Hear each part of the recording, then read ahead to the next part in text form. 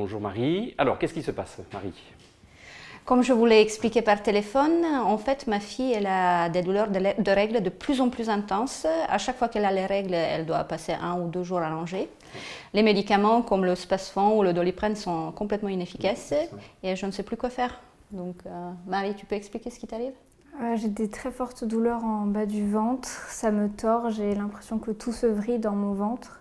J'ai souvent envie de vomir et au lycée j'ai même dû aller à l'infirmerie car les douleurs étaient trop grandes. Mes amis me disent que c'est normal d'avoir des règles douloureuses, que je suis peut-être trop sensible ou douillette. J'aimerais vraiment que ça s'arrête.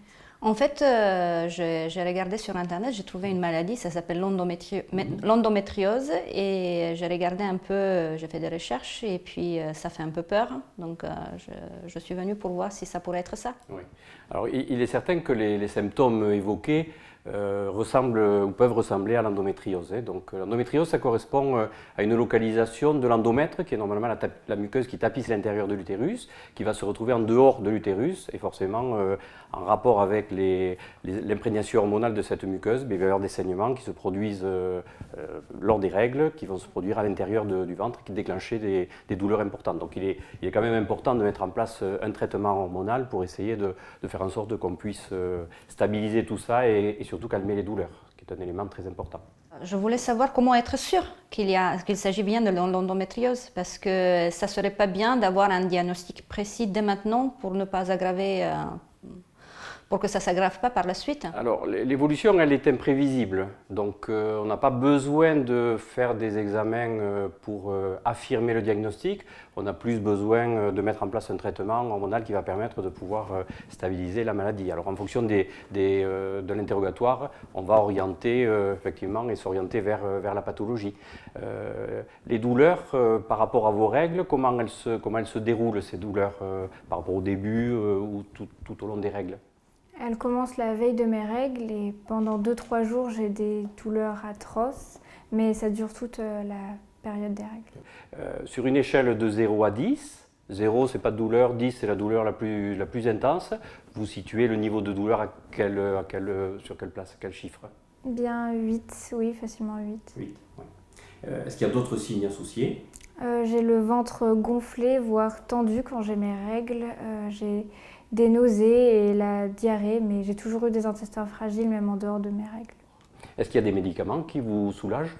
Oui, je prends du Doliprane et du Spasfon, mais ça ne fait pas grand-chose. Quand est-ce que les douleurs ont commencé par rapport à vos règles, par rapport au début des règles? Au début, elles étaient moins importantes et surtout moins longues aussi. D'accord. Et à quel âge vous avez eu vos premières règles? Je les ai eues à 11 ans, elles ont toujours été abondantes. Donc si vous voulez bien, je vais juste prendre quelques minutes avec Marie pour procéder et poursuivre l'interrogatoire. Et puis ensuite, je viens vous rechercher dans la salle d'attente pour qu'on refasse un petit point tous les trois. Le professionnel doit s'attacher à quantifier les dysménorrhées, leur intensité, leur caractère cyclique, leur résistance aux antalgiques.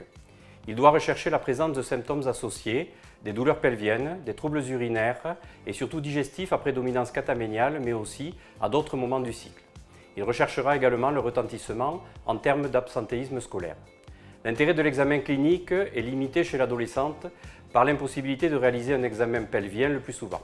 L'examen complémentaire de première intention chez l'adolescente se résume à l'échographie réalisée par voie suspubienne qui est malheureusement peu contributive. Ainsi, l'interrogatoire sera l'élément le plus pertinent pour évoquer le diagnostic d'endométriose.